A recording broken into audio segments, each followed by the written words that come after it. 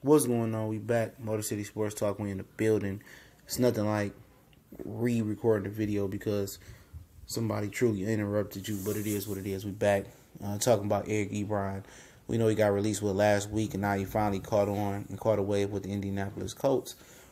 And they can have a headache. They can have that issue. We dealt with Ebron for enough time being. Was it 4 years, about to go on 5 of drops and drops and drops. And not only was it just the drops with Eric Ebron, it was an arrogant attitude, acting like he was better than what he was. I remember when Jimmy Graham, was on arbitration, and, they kind of consider him a tight end. And that's what he's going to get franchise tagged for because his Twitter post said a tight end. Eric Ebron was like, when my contract come up, mine's going to say pass catcher. So he changed his Twitter handle to pass catcher as if he was ever going to get franchised by a franchise for not catching the ball. And it was just this arrogant manner that he carried himself. He carried himself with a lot of confidence, a lot of arrogance. It was confidence that turned to arrogance, but it never turned into, production on the field. It never turned to passes caught or touchdowns caught. When Eric Ebron dropped the ball, it wasn't just demoralizing. It was a drop-alicious effect.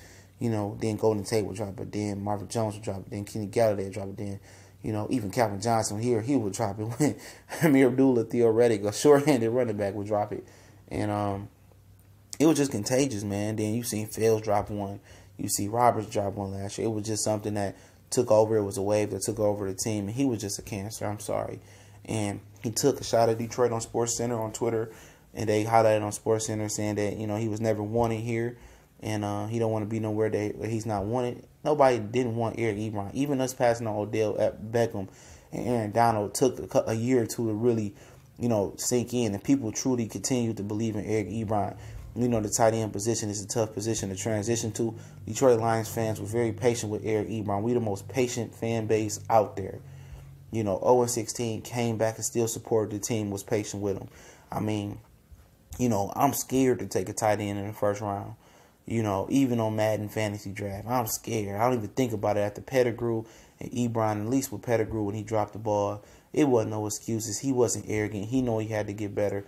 I mean, the turning point was when we played Tennessee one year and the small defensive back, took the ball out of Ebron's hands and went the other way, and we ended up losing the game. The Lions drafted 2 stone-handed, cold stone hands, tight ends back-to-back in the first round.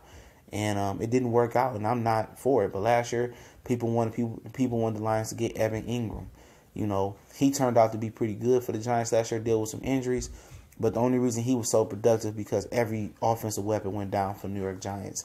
David Njoku, people was high on him out of Miami. He really didn't catch the wave like that last year. He had a game of one or two big games, but for him, it's like, for them, it's like it takes time to really grow into a great tight end. That's why you don't see tight ends really go in the first round like that. But, for Ebron, with every drop, it was an arrogance. With every drop, it was, no, we got to get better, Eric. We got to go run. We got to go catch up the ball from the jug machine.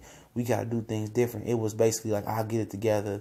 Y'all better hold on. Y'all better be patient and wait for Eric Ebron because Eric Ebron is the Detroit Lions. Like, he was old, David Ruffin or old Eddie Kane. He thought he was bigger than the show. And, shout out to Matthew Stafford, who kept trying to believe in this kid and kept trying to throw him the ball and thought that he really would catch that wave and finally get it. And, the Lions pick up his 5th-year option. And I think they had second thoughts. And, a lot of other teams had second thoughts. They didn't want to trade for Eric Ebron. They know what they was getting. And you get a guy with all the athletic talent in the world but can't catch it. But guess what? We knew he couldn't catch the ball coming out of college. He had one of the highest drop rates in college football coming into the league. But the Lions, with 1 or 2 minutes off the draft clock, ran and rushed that card up to the podium, before 2 minutes really clicked off the podium. And they wanted Eric Ebron, And also, it didn't help that they picked Eric Ebron over Aaron Donald, who's the #1 defensive tackle in the league and a top 5 receiver, and Odell Beckham, when he's not doing extracurricular activities with women at tables, which I won't get into. But, you got people that say, and guys I think, man, we lost Nick Fairley, we lost Ndamukong Suh. Would have been like to re-up with the #1 defensive tackle and Aaron Donald, go from Fairley and Suh to Aaron Donald and Alshon Robinson possibly. I mean, shoot, that's the super friends right there. And then, you know, what if Odell Beckham Jr. picked him? Would Calvin Johnson have left? How good Matthew Stafford would have been with Odell Beckham? I mean, it doesn't hurt with all those possibilities, but guess what? It still was that nice chunk of Lions fan base that was on my page, other social media page, Facebook groups, Lions everywhere, that truly wanted to give Eric Ebron a fifth chance in his fifth year. It was a nice, you know, chunk of Detroit Lions fan base that didn't want him to go. They wanted to give him another chance and really get right with him. And for him to generalize the fan base like that, said we all didn't want him here. Yeah, majority of them didn't at the end of the season, but the Lions are quick to forget. They quick to move on, Lions fans. And a lot of fans wanted Ebron to get his fifth shot. Did he thank them or did he diss them on his way out? And you got to think about that. It was people that were still in Eric Ebron corner as in Detroit, you know, and that's Lions fans everywhere around America.